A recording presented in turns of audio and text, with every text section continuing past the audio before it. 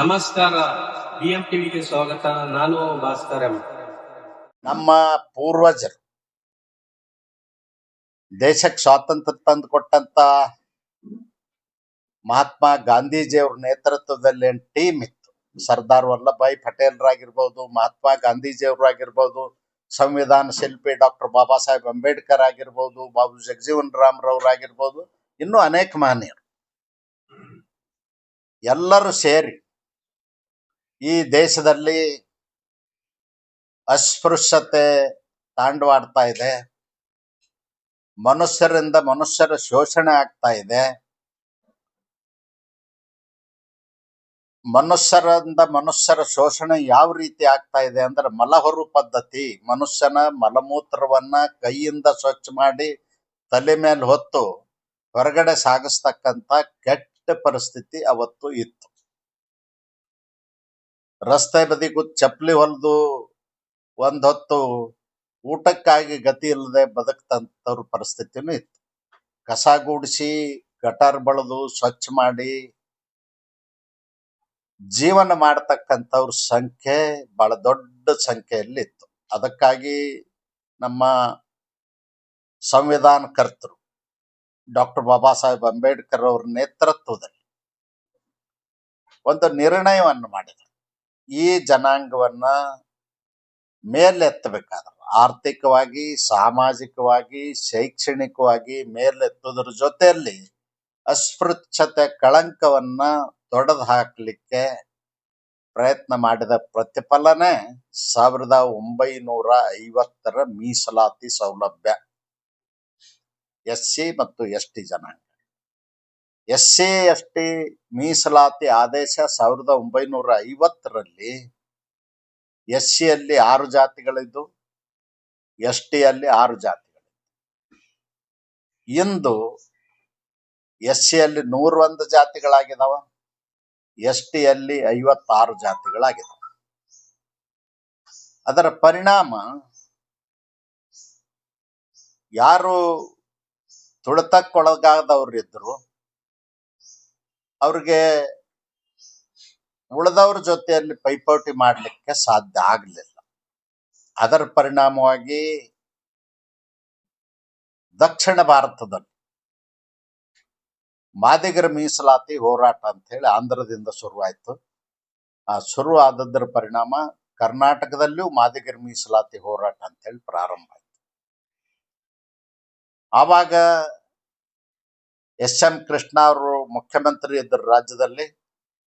2003-4ರಲ್ಲಿ SM ಕೃಷ್ಣರು ಒಂದು ಆಯೋಗವನ್ನ ರಚನೆ ಮಾಡಿದರು, ಜಸ್ಟಿಸ್ ಸದಾಶಿವ ಆಯೋಗ ಅಂತ ಹೇಳಿ. 2004ರಲ್ಲಿ 2003-4ರಲ್ಲಿ ಮಾಡಿದರು. ಮಾಡಿದ ಮೇಲೆ ಅದಕ್ಕೆ ಅನುದಾನ ಕೊಡ್ಲಿಲ್ಲ, ಸೌಲಭ್ಯಗಳನ್ನ ಕೊಡ್ಲಿಲ್ಲ. ಹಾಗಾಗಿ ಅವರು ವರದಿ ರೆಡಿ ಮಾಡ್ಲಿಕ್ಕೆ ಆಗ್ಲಿಲ್ಲ.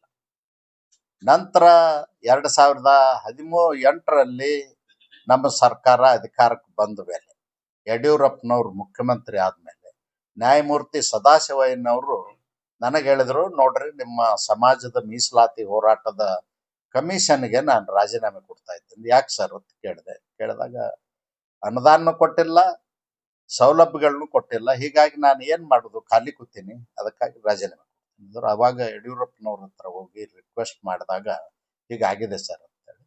ಎಷ್ಟು ಬೇಕಂತ ದುಡ್ಡು ಅಂತ, 15 ಕೋಟಿ ಬೇಕಂತ ಇಡೀ ರಾಜ್ಯದಲ್ಲಿ ಸರ್ವೆ ಮಾಡ್ಲಿಕ್ಕೆ.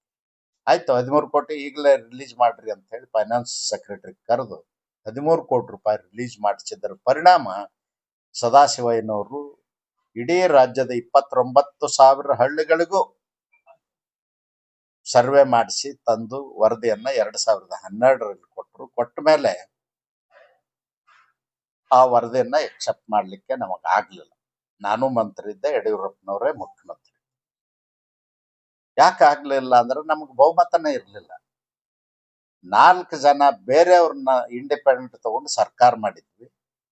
ಅದರಿಂದ ನಮಗೆ ಎಕ್ಸೆಪ್ಟ್ ಮಾಡ್ಲಿಕ್ಕೆ ಆಗ್ಲಿಲ್ಲ. ಅವ್ರು ಹೇಳಿದ್ರು, ನೀವು ಎಕ್ಸೆಪ್ಟ್ ಮಾಡಿದ್ರೆ ನಾವು ರಾಜೀನಾಮೆ ಕೊಡ್ತೀವಿ, ಕ್ಯಾಬಿನೆಟ್ ಮೀಟಿಂಗ್ ಆಗೋದಿಲ್ಲ, ಸರ್ಕಾರ ಬಿದ್ದು ಹೋಗ್ತದೆ. ಅದಕ್ಕ ಆಯ್ತು ಬೇಡ ಅಂತ ಹೇಳಿ ಯಾವುದೇ ಒಂದು ಸರ್ಕಾರ ಕಳ್ಕೊಳ್ಳಿಕ್ಕೆ ಒಂದು ರಾಜಕೀಯ ಪಕ್ಷ ತಯಾರಾಗುದಿಲ್ಲ, ಅದಕ್ಕಾಗಿ ಬೇಡ ಅಂತ ಹೇಳಿ ಅದಾದ್ಮೇಲೆ ಹಾಗೆ ಪೆಂಡಿಂಗ್ ಉಳಿತು. ಪೆಂಡಿಂಗ್ ಉಳಿದ ಮೇಲೆ 2013 ಚುನಾವಣೆ ಬಂತು. ಕಾಂಗ್ರೆಸ್ನವ್ರು ಹೇಳಿದ್ರು ಬಿಜೆಪಿ ಅವರು ಒಳ ಮೀಸಲಾತಿ ಕೊಟ್ಟಿಲ್ಲ, ನಾವು ಕೊಡ್ತೇವೆ. 2013 ಪ್ರಣಾಳಿಕೆ ಒಳಗೆ ಹಾಕಿದ್ರು. ಇದೇ ಖರ್ಗೆ ಅವರು, ಇದೇ ಪರಮೇಶ್ವರ, ಇದೇ ಮಹದೇವಪ್ಪ, ಇದೇ ಸಿದ್ದರಾಮಯ್ಯನವ್ರು ಎಲ್ಲರೂ ಇದ್ರು. ಮೀಸಲಾತಿ ಕೊಡ್ತೀವಿ ಅಂತ ಹೇಳಿ ಆಲ್ ಇಂಡಿಯಾ ಅಧ್ಯಕ್ಷರನ್ನ ಹಿಡ್ಕೊಂಡು ಅವತ್ತಿನ ಕಾಲದಲ್ಲಿ ಮಾಡಿದ್ರು. 5 ವರ್ಷ ಸಿದ್ದರಾಮಯ್ಯನವರ ಮುಖ್ಯಮಂತ್ರಿ ಇದ್ರು. 13ರಿಂದ 18 ಏನೂ ಮಾಡಲಿಲ್ಲ, ಬರೀ ಜಗಳ ಹಚ್ಚೋ ಕೆಲಸ ಮಾಡಿದ್ರು. ಅನ್ಆಫಿಷಿಯಲಿ ಅಂಕಿ ಸಂಖ್ಯೆ ಅದನ್ನ ಡಿಸ್ಕ್ಲೋಸ್ ಮಾಡೋದು, ಬಿಡುಗಡೆ ಮಾಡೋದು, ಜಾತಿಗಳ ಮಧ್ಯೆ ವೈಷಮ್ಯ ಹುಟ್ಟಿಸುವಂತ ಕೆಲಸ ಮಾಡಿದ್ರು. ನಾನ್ ಹೆಚ್ಚು ನೀನ್ ಕಡಿಮೆ, ನೀನ್ ಹೆಚ್ಚು ನಾನ್ ಕಡಿಮೆ ಅಂತ ಮಾಡ್ಲಿಲ್ಲ. ಮಾಡ್ಲಾರ್ದಂಗ ಆದ್ಮೇಲೆ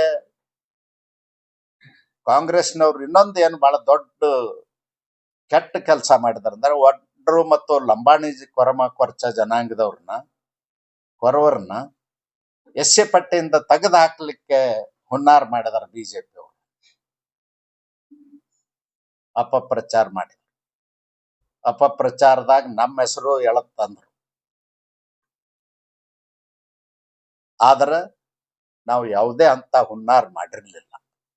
6 ಜಾತಿ ಇದ್ದದನ್ನ 101 ಜಾತಿಗೆ ಹೆಚ್ಚು ಮಾಡಿದಾಗ, ಕಾಲಕ್ಕೆ ತಂದು ಸೇರಿಸಿದಾಗ ನಾವು ಯಾವುದೇ ಜನಾಂಗದ ಬಗ್ಗೆ ವಿರೋಧ ಮಾಡಿಲ್ಲ. ಆಯ್ತಪ್ಪ, ಅವರು ಬಡವರು ಇದ್ದಾರೆ ನಮ್ಮ ಜೊತೆಯಲ್ಲಿ, ನಾವು ಅಸ್ಪೃಶ್ಯರು ಇರ್ಬೋದು, ಅವರು ಅಸ್ಪೃಶ್ಯತೆ ಇರ್ಲಿಕ್ಕಿಲ್ಲ, ಆದ್ರೆ ಅವರು ಬಡವರು ನಮ್ಮ ಜೊತೆಯಲ್ಲಿ ಇರ್ಲಿ ಅನ್ನುವಂತ ಮನಸ್ಥಿತಿ ಒಳಗೆ ಎಲ್ಲರನ್ನೂ ನಾವು ಒಪ್ಪಿಕೊಂಡ್ವಿ. ಆದ್ರೆ ಕಾಂಗ್ರೆಸ್ನವರು ವೋಟ್ ಬ್ಯಾಂಕ್ ರಾಜಕಾರಣಕ್ಕಾಗಿ ದುಷ್ಟ ನೀತಿಯನ್ನ ಅನುಸರಿಸಿ ಈ ಎಸ್ಸಿ ಜನಾಂಗದಲ್ಲಿ ಜಗಳ ಹಚ್ಚತಕ್ಕಂತ ಕೆಲಸ ಮಾಡಿದ ಮೇಲೆ ಅದನ್ನು ಒಪ್ಪೋದಿಲ್ಲ ಅಂದ್ರು. ಆಯ್ತು ಅಂತ ತಿರಸ್ಕಾರ ಮಾಡಿದ್ವಿ.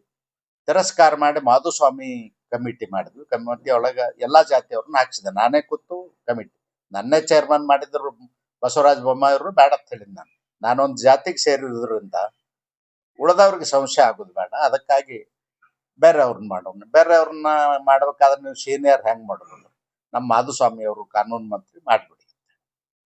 ಫೈಲ್ ಅಪ್ರೂವ್ ಮಾಡಿದ್ದನ್ನು ಕಾಟ್ ಹೊಡಿಸಿ ಮಾಧುಸ್ವಾಮಿ ಹೆಸರು ಬರೆಸಿ ಆರ್ಡರ್ ಮಾಡಿ. ಅದ್ರೊಳಗೆ ನಾನು ಕಮಿಟಿ ಮೆಂಬರ್ ಆದೆ. ಪ್ರಭು ಚವ್ಹಾಣ್ ಅಂತ ಹೇಳಿ ಲಂಬಾಣಿ ಜನಾಂಗದ ಕಮಿಟಿ ಮೆಂಬರ್ ಆದ. ಗೌಡ್ರ ಜನಾಂಗದವರು ಡಾಕ್ಟರ್ ಸುಧಾಕರ್ ಮೆಂಬರ್ ಮಾಡಿದ್ವಿ. ಅದು ಅಲ್ಲದೆ ಅಂಗಾರ್ ಅವ್ರನ್ನ ಮಾಡಿದ್ವಿ. ಎಲ್ಲಾ ಜಾತಿಯವ್ರನ್ನು ಅದ್ರೊಳಗೆ ಕಮಿಟಿ ಒಳಗೆ ಹಾಕಿ ಕಮಿಟಿ ಮಾಡಿದ್ವಿ. ಕಮಿಟಿ ಅದು ಸಾಕಷ್ಟು ಅಧ್ಯಯನ ಮಾಡಿ ವರದಿಯನ್ನ ರೆಡಿ ಮಾಡಿ, ಮತ್ತು ಡಿಸ್ಕ್ಲೋಸ್ ಮಾಡೋದಕ್ಕಿಂತಲೂ ಮುಂಚೆ ಎಲ್ಲಾ ಜಾತಿ ಪ್ರಮುಖರನ್ನು ಕರೆದು ಮಾತಾಡಿದ್ವಿ. ಸ್ವಾಮಿಗಳನ್ನ ಸುದ್ದ ಕರೆದು ಮಾತಾಡಿದ್ರು ಬೊಮ್ಮಾಯಿ. ಮಾತಾಡಿ ಅದನ್ನ ಫೈನಲ್ ಮಾಡಿದ್ವಿ 2023 ಮಾರ್ಚ್ಗೆ. ಫೈನಲ್ ಮಾಡಿದಾಗ ಏನ್ ಹೇಳಿದ್ವಿ, 6% ಮಾದಿಗರಿಗೆ, 5.5% ಚಲವಾದವ್ರಿಗೆ, 4.5% ಲಂಬಾಣಿ ಬೋವಿಗಳಿಗೆ, 1% ಅಲ್ಮಾರಿಗಳಿಗೆ ಅಂತ ಹೇಳಿ ಫೈನಲ್ ಮಾಡಿ. ಅಷ್ಟೊತ್ತಿಗೆ ಜನರಿಗೆ ತಪ್ಪು ಕಲ್ಪನೆ ಕೊಟ್ಟು ಯಡಿಯೂರಪ್ಪನವ್ರ ಮನೆಗೆ ಕಲ್ಲು ಹೊಡಿಸಿ ನಿಮ್ಮನ್ನ ಎಸ್ಸಿ ಪಟ್ಟಿಯಿಂದೇ ತೆಗಿತಾರತ್ ಲಂಬಾಣಿ ಜನಾಂಗದವ್ರಿಗೆ, ಬೋವಿ ಜನಾಂಗದವ್ರಿಗೆ ತಪ್ಪು ಕಲ್ಪನೆ ಮಾಡಿ ಗಲಾಟೆ ಮಾಡಿಸಿ ಇಲೆಕ್ಷನ್ ಮುಗಿದು ಹೋಗ್ಬಿಡ್ತು. ಹೇಳಲಿಕ್ಕೆ ಸಮಯ ಇದ್ದಿದ್ದಿಲ್ಲ, ನಮ್ಗೆ ಮಾತಾಡೋಕ್ಕೂ ಸುದ್ದ ಪುರ್ಸೊತ್ತಿರ್ಲಿಲ್ಲ. ಇಲೆಕ್ಷನ್ ಡಿಕ್ಲೇರ್ ಹೀಗಾಗಿ ಉಳಿತು. ಅದನ್ನ ಮಾಡ್ರಿ ಅಂತ ಹೇಳಿ ಕೇಂದ್ರಕ್ಕೆ ನಾವು ಶಿಫಾರಸು ಮಾಡಿದ್ವಿ. ಸುಪ್ರೀಂ ಕೋರ್ಟ್ ನಲ್ಲಿ ಕೇಸ್ ಇತ್ತು. ಸ್ವತಃ ಪ್ರಧಾನ ಮಂತ್ರಿ ನರೇಂದ್ರ ಮೋದಿಜಿ ಅವರೇ ಅಟಾರ್ನಿ ಜನರಲ್, ಸಾಲಿಸಿಟರ್ ಜನರಲ್ ಮತ್ತು ಕಾನೂನು ಇಲಾಖೆ, ಸೋಷಿಯಲ್ ಜಸ್ಟಿಸ್ ಮಂತ್ರಾಲಯದವ್ರನ್ನ ಎಲ್ಲರನ್ನು ಕರೆದು, ಇದು ಒಳ ಮೀಸಲಾತಿ ಅಂತಕ್ಕಂಥದ್ದು ಸಾಮಾಜಿಕ ನ್ಯಾಯ. ಯಾರು ಶೈಕ್ಷಣಿಕವಾಗಿ, ಆರ್ಥಿಕವಾಗಿ, ಸಾಮಾಜಿಕವಾಗಿ ಶತಮಾನಗಳಿಂದ ತೊಡತಕ್ಕೊಳಗಾಗ್ಯಾರ ಅವ್ರಿಗೆ ನ್ಯಾಯ ಕೊಡ್ತಕ್ಕಂಥದ್ದು ನನ್ನ ಸರ್ಕಾರ ಸಿದ್ಧದೆ. ಅಫಿಡವಿಟ್ ಸುಪ್ರೀಂ ಕೋರ್ಟ್ಗೆ ಹಾಕಿ ನೀವೇ ಹೋಗಿ ವಾದ ಮಾಡ್ರಿ ಅಂತ ಹೇಳಿದ್ರು. ಸುಪ್ರೀಂ ಕೋರ್ಟ್ ನಲ್ಲಿ ಅಟಾರ್ನಿ ಜನರಲ್, ಸಾಲಿಸಿಟರ್ ಜನರಲ್ ಅವರು ಬಂದು ನಿಂತು ವಾದ ಮಾಡಿ ಆಗಸ್ಟ್ 1, 2024 ಆದೇಶ ಮಾಡಿದ್ರು.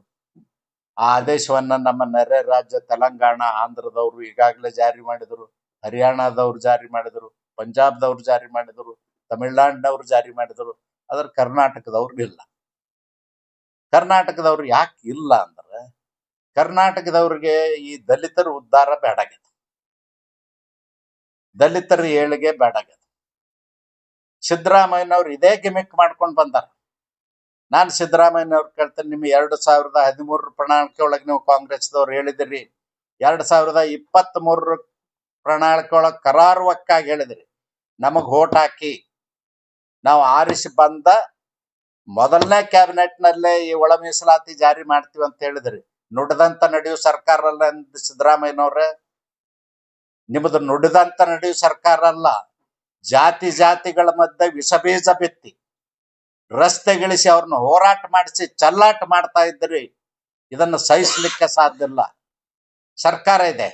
ಅಕಸ್ಮಾತ್ ಇವತ್ತು ನಾಗಮೋಹನ್ ದಾಸ್ ಅವರು ವರದಿ ಕೊಟ್ಟದ್ದು ನಿಮಗೆ ಸರಿ ಅನಿಸ್ಲಿಲ್ಲ ಅಂದ್ರೆ ತಿದ್ದುಪಡಿ ಮಾಡುವಂತ ಅಧಿಕಾರ ನಿಮಗಿದೆ. ತಿದ್ದುಪಡಿ ಮಾಡಿ ಜಾರಿ ಮಾಡ್ಬೇಕಾಗಿತ್ತು. ಅದನ್ನು ಬಿಟ್ಟು ಅಂಕಿ ಸಂಖ್ಯೆಗಳನ್ನ ಡಿಸ್ಕ್ಲೋಸ್ ಮಾಡಿ ಮೀಡಿಯಾದಲ್ಲಿ ಬರುವಂಗ್ ಮಾಡಿ ಜಾತಿಗಳ ಮಧ್ಯೆ ವಿಷಬೀಜ ಬಿತ್ತತಕ್ಕಂತ ಕೆಲಸ ಮಾಡಿದ್ರಲ್ಲ ಖರ್ಗೆ ಅವ್ರೆ, ನಿಮಗೇನ್ ಅನ್ಬೇಕು ನಾವು? ಸಿದ್ದರಾಮಯ್ಯನವ್ರ ನಿಮಗೇನ್ ಅನ್ಬೇಕು ನಾವು? ನೀವು ದಲಿತ ಉದ್ಧಾರಕರಲ್ಲ. ದಲಿತರನ್ನ ಒಡೆದಾಳೋ ನೀತಿಯಿಂದ ಶಾಶ್ವತವಾಗಿ ಅವ್ರು ಅದೇ ಹೊಲಿಗೆರೆಯಲ್ಲಿರ್ಬೇಕು, ಅದೇ ಮಾದರಿಕೆ ಅಧಿಕಾರ ಇದೆ. ಯಾವ ಜಾತಿ ಹೆಚ್ಚು ಕಡಿಮೆ ಅನ್ನೋ ಪ್ರಶ್ನೆ ಇಲ್ಲ. ಹೆಚ್ಚು ಕಡಿಮೆ ಇದ್ರೆ ಅದನ್ನ ತಿದ್ದುಪಡಿ ಮಾಡುವಂತ ಅಧಿಕಾರ ನಿಮಗಿದೆ. ತಿದ್ದುಪಡಿ ಮಾಡಿ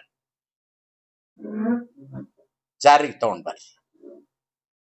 ಅದನ್ನು ಬಿಟ್ಟು ಜಾತಿಗಳ ಮಧ್ಯೆ ಜಗಳ ಹಚ್ಚಿ ಅವ್ರು ರೋಡ್ ಮೇಲೆ ಹೋರಾಟ ಮಾಡ್ಕೊತ ನಿಲ್ಲೋದು, ನೀವು ವಿಧಾನಸೌಧದಾಗ ಬೆಣ್ಣೆ ತಿನ್ಕೋತ ನಕ್ಕೋತ ಕುಂದ್ರುದು, ಇದೇ ನಿಮ್ಮ ನೀತಿ. ಅದಕ್ಕೆ ಇವತ್ತು ನಾನು ಹೇಳಲಿಕ್ಕೆ ಬಯಸ್ತೇನೆ, ನಮ್ಮ ಅಣ್ಣ ತಮ್ಮಂದರಿಗೆ 101 ಜಾತಿಯವ್ರಿಗೂ ನಾನು ಹೇಳ್ತೀನಿ, ನಮ್ಮದು ಯಾವುದೇ ತಕರಾರಿಲ್ಲ. ನಮ್ಮ ಪಕ್ಷದ ಕಡೆಯಿಂದೂ ತಕರಾರಿಲ್ಲ, ನಮ್ಮ ಕಡೆಯಿಂದೂ ತಕರಾರಿಲ್ಲ, ನಮ್ಮ ಸಮಾಜ ಕಡೆಯಿಂದೂ ತಕರಾರಿಲ್ಲ. ಯಾವುದೇ ತಿದ್ದುಪಡಿ ಇದ್ರೆ ಅದನ್ನ ತಿದ್ದುಪಡಿ ಮಾಡಿ ಜಾರಿ ಮಾಡಿ. ಇವತ್ತೇ ಮಾಡ್ತೀವಿ ಅಂತ ಹೇಳಿದ್ರು. 16ನೇ ತಾರೀಕಿಗೆ ವಿಶೇಷ ಕ್ಯಾಬಿನೆಟ್ ಕರೆದಿದ್ರು. ಯಾಕೆ ಮುಂದೆ ಹಾಕಿದ್ರಿ? ಮುಂದೆ ಹಾಕ್ಲಿಕ್ಕೆ ಕಾರಣ ಏನು? ಇಲಾಖೆಯಲ್ಲಿ ಅಧಿಕಾರಿಗಳು ಎಲ್ಲಾ ಮಾಹಿತಿ ರೆಡಿ ಇಟ್ಕೊಂಡು ನೋಟ್ಸ್ ಸುದ್ದ ರೆಡಿ ಮಾಡ್ಕೊಂಡಿಟ್ಟಿದ್ರು. ಮುಂದೆ ಹಾಕ್ಲಿಕ್ಕೆ ಕಾರಣ ಏನಂದ್ರೆ ಇವರೆಲ್ಲ ಹೊಡೆದಾಡ್ಕೊತ ಎಲ್ಲಾ ಜಾತಿಯವ್ರು ರೋಡ್ ಮೇಲೆ ಹೋಗ್ಬೇಕು. ಇವತ್ತು ಲಂಬಾಡಿಗಳು ಹೋಗ್ಬೇಕು, ಬೋಬಿಗಳು ಹೋಗ್ಬೇಕು, ಚಲವಾದವ್ರು ಹೋಗ್ಬೇಕು, ಮಾದ್ರ ಹೋಗ್ಬೇಕು. ಅದನ್ನ ಚಲ್ಲಾಟ್ ಮಾಡ್ಕೊಂಡು ಒಡೆದ ಆಳೋ ನೀತಿ ಅನ್ನೋದಲ್ಲ, ಇದನ್ನ ನಾನು ಖಂಡಿಸ್ತೀನಿ. ಇದನ್ನ ಬಿಡ್ಬೇಕು. ಕೊಡಿ, ಯಾರಿಗೆ 6% ಅದಲ್ಲ 6% ಆದ್ರೆ 6% ಕೊಡಿ, 10% ಇದ್ರೆ 10% ಕೊಡಿ. ನಮ್ದೇನು ತಕರಾರು. ನಮ್ದು ಯಾವುದೇ ಜನಾಂಗದ ಜೋಡಿ ಜಗಳ ಇಲ್ಲ. ನಂಬದಿರುವಂತದಿಷ್ಟೇ, ಅತ್ಯಂತ ಶೋಷಿತರೊಳಗೆ ಶೋಷಿತರಿದ್ದೀವಿ. ಮಾಂಗಾರ್ಡಿ ಅಂದ್ರೆ ಮಾದ್ರ ಅಂತಾರ ಮರಾಠಿ ಶಬ್ದ. ಮಾಂಗಾರ್ಡಿ ಅಂದ್ರೆ ಈ ಕಕ್ಕಸ್ ತೊಳೆಯೋರು, ಪೈಖಾನಿ ತೊಳೆಯೋರು ನಮ್ಮ ಜನ. ಮಿಣಿಮಾದ್ರ ಅಂತಾರ. ಇಲ್ಲಿ ಇಂಡಿ ರೋಡ್ನಾಗ ಒಂದು ಓಣ್ಯದ, ಅವ್ರು ಮಾದ್ರೆ ಹಗ್ಗ ಮಾಡ್ತಾರ, ಅದಕ್ಕೆ ಮಿಣಿಮಾದ್ರ ಅಂತಾರ. ಅವ್ರಿಗೆ ಕಸ ಗುಡಿಸ್ತಾರ, ಪೌರ ಕಾರ್ಮಿಕರು ಅಂತಾರ. ರಸ್ತೆ ಮೇಲೆ ಕೂತ್ ಚಪ್ಪಲಿ ಹೊಲಿತಾರ, ಬೂಟ್ ಪಾಲಿಶ್ ಮಾಡ್ತಾರ. ಸಿನಿಮಾ ಥಿಯೇಟರ್ ಮುಂದೆ ಕೂತು ಹಂಗೆಲ್ಲ ಹೋಗೋರು ಕಾಲು ಹಿಡಿದು ನಮಸ್ಕಾರ ಮಾಡಿ ಕಾಲಾಗಿನ ಬೂಟ್ ಜೋರ್ಲೆ ತಕ್ಕೋತಾರ, ಚಪ್ಪಲಿ ಜೋರ್ಲೆ ತಕ್ಕೋತಾರ ಪಾಲಿಶ್ ಮಾಡ್ಲಕ್. ಮುಂಜಾನೆದ್ದು ಏನು ಉದ್ಯೋಗ ಆಗಿಲ್ರಿ, ಉಪವಾಸ ಅದನ್ನಿ, ಮನ್ಯಾಗ ಹೆಂಡ್ರು ಮಕ್ಕಳು ಉಪವಾಸ ಅದಾರ, ಕೊಡ್ರಿ ಅಣ್ಣ ಅಂತ ಹೇಳಿ ಚಪ್ಪಲಿ ತಗೊಂಡು ಬೂಟ್ ಪಾಲಿಶ್ ಮಾಡ್ತಾರ. ಆ ಜನರಿಗಿದು ವೋಟ್ ಬ್ಯಾಂಕ್ ರಾಜಕಾರಣಕ್ಕೆ ಅಲ್ಲ ಖರ್ಗೆ ಅವ್ರೆ. ವೋಟ್ ಬ್ಯಾಂಕ್ ರಾಜಕಾರಣ ಅಲ್ಲ ಸಿದ್ದರಾಮಯ್ಯನವ್ರೆ. ಇದು ಸಾಮಾಜಿಕ ನ್ಯಾಯ ದೃಷ್ಟಿಯಿಂದ ಕೊಡ್ಬೇಕಾದ್ದು. ಹಿಂದುಳಿದ ವರ್ಗದ ಚಾಂಪಿಯನ್ ಅಂತ ಹೇಳ್ಕೊತಾರೆ. ನಿಮಗೆ ನಾಚಿಕೆ ಆಗ್ಬೇಕು. ಈ ದೇಶದ ಹಿಂದುಳಿದ ವರ್ಗದ ಚಾಂಪಿಯನ್ ಅಂದ್ರೆ ನರೇಂದ್ರ ಮೋದಿ ಅವರು. ಅವ್ರ ಕಿವಿಗೆ ಹಾಕಿದ ತಕ್ಷಣ ಅದನ್ನ ಸುಪ್ರೀಂ ಕೋರ್ಟ್ ನಲ್ಲಿ ಆದೇಶ ಮಾಡಿಸ್ಕೊಟ್ರು. ನಿಮಗೆ ನಾಚಿಕೆ ಆಗ್ಬೇಕು. ನಾನಿವತ್ತು ಎಚ್ಚರಿಕೆ ಕೊಡ್ಲಿಕ್ಕೆ ಬಯಸ್ತೇನೆ. ನೀವು ಮಾಡದೇ ಇದ್ರೆ ಮಾಡು ಇಲ್ಲವೇ ಮಡಿ ಹೋರಾಟಕ್ಕೆ ನಾವು ರೆಡಿ ಆಗಿದ್ದೀವಿ. ಇದನ್ನ ಯಾವುದೇ ಕಾರಣಕ್ಕೂ ನಾವು ಬಿಡುದಲ್ಲ. 19ನೇ ತಾರೀಕಿನೊಳಗಾಗಿ ನೀವು ಮಾಡಬೇಕಾಗಿತ್ತು. ಈಗ 19ಕ್ಕೆ ಮತ್ತೆ ಅದನ್ನ ಕ್ಯಾಬಿನೆಟ್ ನೋಟ್ ಕಳಿಸಿದ್ರು, ಮೀಟಿಂಗ್ ನೋಟ್. ಅದಕ್ಕೆ ಹೇಳ್ತೀನಿ, ಈ ದಂಧೆ ಬಿಡ್ರಿ. ಅತ್ಯಂತ ವೈಜ್ಞಾನಿಕವಾಗಿ ಮಾಡಿದ್ದು ಮಾಧುಸ್ವಾಮಿ ಅವರು. ಎಲ್ಲ ಜನಾಂಗದವರು ಒಪ್ಪಿದ್ರು. 4.25% ಕೊಟ್ಟದಕ್ಕೆ ಕಾಂಗ್ರೆಸ್ನವ್ರು ಇದ್ದಾಗ 3% ತೋರ್ಸಿದ್ರು. ಲಂಬಾಣಿ ಜನಾಂಗದವ್ರಿಗೆ, ಬಹು ಜನಾಂಗದವ್ರು 4.5% ಕೊಟ್ಟರೆ ನಮ್ದು ಒಪ್ಪಿಗೆದ ಅಂತ ಹೇಳಿದ್ರು. ಅದನ್ನೆಲ್ಲ ಬಿಟ್ಟು ಮತ್ತ ಅದರೊಳಗೆ ಹೆಚ್ಚು ಕಡಿಮೆ ಮಾಡಿಸಿ ಬೀದಿಗೆ ಬರುವಂಗ್ ಮಾಡಿದ್ರಿ. ಚಲವಾದೇವ್ರಿಗೆ 5.5% ಮಾಡಿದ್ಕೆ ಅವರು ಸಮಾಧಾನ ಇದ್ರು. ಅವ್ರನ್ನೆಲ್ಲ ಬೀದಿಗೆ ಬರುವಂಗ್ ಮಾಡಿದ್ರಿ. ಯಾವ ಉದ್ದೇಶಕ್ಕಾಗಿ ಮಾಡ್ತಾ ಇದ್ದೀರಿ? ಅದಕ್ಕೆ ನಾನು ಇವತ್ತು ಅವ್ರಿಗೆ ಹೇಳ್ತೀನಿ, ನೀವು ಮಾಡದೆ ಹೋದ್ರೆ ನಾವು ಬೀದಿಗಿಳಿದು ಹೋರಾಟ ಮಾಡೋದು ಅಷ್ಟೇ ಅಲ್ಲ, ಈ ರಾಜ್ಯದಲ್ಲಿ ಕಾಂಗ್ರೆಸ್ ಅನ್ನು ಆಡಳಿತ ಮಾಡ್ಲಿಕ್ಕೆ ಬಿಡುದಿಲ್ಲ, ಸರ್ಕಾರ ಆಡಳಿತ ಮಾಡ್ಲಿಕ್ಕೆ ಬಿಡುದಿಲ್ಲ, ರಕ್ತಪಾತ ಆಗ್ತದೆ. ಇವತ್ತು ಹೇಳ್ತೀನಿ. ಅದಕ್ಕಾಗಿ ಇವತ್ತು ನಾನು ವಿಶೇಷ ಇವತ್ತು ಮಾಡ್ತಾರಂತ ಭರವಸೆ ಇಟ್ಕೊಂಡಿದ್ದೆ, ಮಾಡಿಲ್ಲ. ಇನ್ನು ಮೇಲೆ ನಾವು ಎಲ್ಲದಕ್ಕೂ ತಯಾರಾಗಿದ್ದೀವಿ. ಯಾವ ರೀತಿ ಮಹಾತ್ಮ ಗಾಂಧೀಜಿಯವರು ನೇತೃತ್ವದಲ್ಲಿ ಸ್ವಾತಂತ್ರ್ಯಕ್ಕಾಗಿ ಹೋರಾಟ ಮಾಡಿದ್ರು, ಆ ರೀತಿ ಇವತ್ತು ನಮ್ಮ ಅಸ್ಪೃಶ್ಯ ಜನಾಂಗದವರು ಒಳ ಮೀಸಲಾತಿಗಾಗಿ ಹೋರಾಟ ಮಾಡ್ತಾರೆ. ನಮ್ದು ಯಾವ ಜನರ ಜೋಡಿ ತಕರಾರಿಲ್ಲ, ಯಾವುದೇ ಸಮಾಜ ಜೋಡಿ ತಕರಾರಿಲ್ಲ. ನೀವು ಏನು ಸರಿ ಅನಿಸ್ತದ ಅದನ್ನು ತಿದ್ದುಪಡಿ ಮಾಡಿ, ಸಬ್ಜೆಕ್ಟ್ ಟು ಕರೆಕ್ಷನ್ ಆದೇಶ ಮಾಡಿ, ನಾವು ತಯಾರಿದ್ದೀವಿ. ಅದನ್ನು ಬಿಟ್ಟು ಜಾತಿಗಳ ಮಧ್ಯೆ ಏನು ಜಗಳ ಹಚ್ಚು ಕೆಲಸ ಮಾಡ್ಲಕತ್ತೀರಿ ಕುತ್ಕೊಂಡು ವಿಧಾನಸೌಧದಾಗ. ಕೆಲವು ಕಾಣದ ಕೈಗಳು ಮಂತ್ರಿಗಳು ಅದಕ್ಕೆ ಸೇರ್ಕೊಂಡಿದಾರ. ಅದಕ್ಕೆ ನಾನು ಸರ್ಕಾರಕ್ಕೆ ಒತ್ತಾಯ ಮಾಡ್ತೀನಿ, ಇದನ್ನ ಜಾರಿ ಮಾಡದೆ ಹೋದ್ರೆ ನಿಮ್ಮನ್ನ ರಸ್ತೆದ ಮೇಲೆ ಓಡಾಡಕ್ಕೂ ಬಿಡುದಿಲ್ಲ ನಾವು. ಏನಾಗ್ತದ ಆಗ್ಲಿ. ಗಂಡು ಹೆಣ್ಣು 29,000 ಹಳ್ಳಿ ಒಳಗೂ ನಾವಿದ್ದೀವಿ. ಕೆಲವು ಸಮಾಜದವರು ಕೆಲವು ಹಳ್ಳಿ ಒಳಗೆ ಇರ್ಬೋದು, ಇರ್ಲಿಕ್ಕಿಲ್ಲ. ಆದ್ರೆ ಈ ರಾಜ್ಯದಲ್ಲಿ 29,000 ಒಳಗೂ ಹಳ್ಳಿ ದೀಪ ಹಚ್ಚಿದ ಊರ್ನಾಗ ನಾವು ಇರುವಂತವ್ರು. ನಾವಂತೂ ಬಿಡುದಿಲ್ಲ. ನಾವು ಯಾರಿಗೂ ಅನ್ಯಾಯ ಮಾಡತ್ ಹೇಳುದಿಲ್ಲ, ಯಾರನ್ನು ತೆಗಿಯತ್ ಹೇಳುದಿಲ್ಲ, ಯಾರನ್ನು ಹಾಕತ್ ಹೇಳುದಿಲ್ಲ. ಅವ್ರವ್ರ ಪಾಲ್ ಅವ್ರಿಗೆ ಕೊಡಿ. ಸರ್ಕಾರ ತಂದೆ ಸ್ಥಾನದಲ್ಲಿ ನಿಂತು ಮಕ್ಕಳಿಗೆ ಯಾವ ರೀತಿ ಪಾಲ ಮಾಡಿಕೊಡ್ತಾರ ಆ ರೀತಿ ಒಳ ಮೀಸಲಾತಿ ಮಾಡಿಕೊಡಿ. ಒಳ ಮೀಸಲಾತಿಯಿಂದ ಯಾರೂ ವಂಚಿತರಾಗಬಾರ್ದು. ಇವತ್ತಿಗೂ ಭಿಕ್ಷಾ ಬೇಡ್ಕೊಂಡು ಓಡಾಡ್ತಾ ಸುಡ್ಗಾಡ್ಸಿದ್ರು, ಇವತ್ತಿಗೂ ಭಿಕ್ಷಾ ಬೇಡ್ಕೊಂಡು ಓಡಾಡ್ತಾರೆ ಡಕ್ಕಲ್ಗಿರು. ಅವ್ರನ್ನ ನೋಡಿ, ಒಬ್ಬರು ಅವರಲ್ಲಿ ಗ್ರಾಜುಯೇಟ್ ಇಲ್ಲ, ಒಬ್ಬರು ಅವರಲ್ಲಿ ನೌಕರದಾರರಿಲ್ಲ, ಒಬ್ಬರು ಒಂದು ಸೌಲಭ್ಯ ಪಡೆದಿಲ್ಲ, ಅವ್ರಿಗೆ ಮನೆ ಕೂಡ ಇಲ್ಲ. ಅಂತ ಜನಾಂಗಕ್ಕೆ ಸಿಗ್ಬೇಕಲ್ಲ ಸೌಲಭ್ಯ. ಅದಕ್ಕೆ ನಾನು ಒತ್ತಾಯ ಮಾಡಲಿಕ್ಕೆ ಇವತ್ತು ವಿಶೇಷ ವಿಜಾಪುರಕ್ಕೆ ಬಂದಿದ್ದೆ. ತಮ್ಮನ್ನು ಕರೆದು ಇದನ್ನ ಸಾಮಾಜಿಕ ನ್ಯಾಯದ ದೃಷ್ಟಿಯಿಂದ ಇದನ್ನ ಪಬ್ಲಿಷ್ ಮಾಡಬೇಕು, ಪ್ರಕಟ ಮಾಡಬೇಕು ಅಂತ ಹೇಳಿ ತಮ್ಮೆಲ್ಲರಿಗೂ ಕೈ ಮುಗಿದು ಪ್ರಾರ್ಥನೆ ಮಾಡ್ತೀನಿ.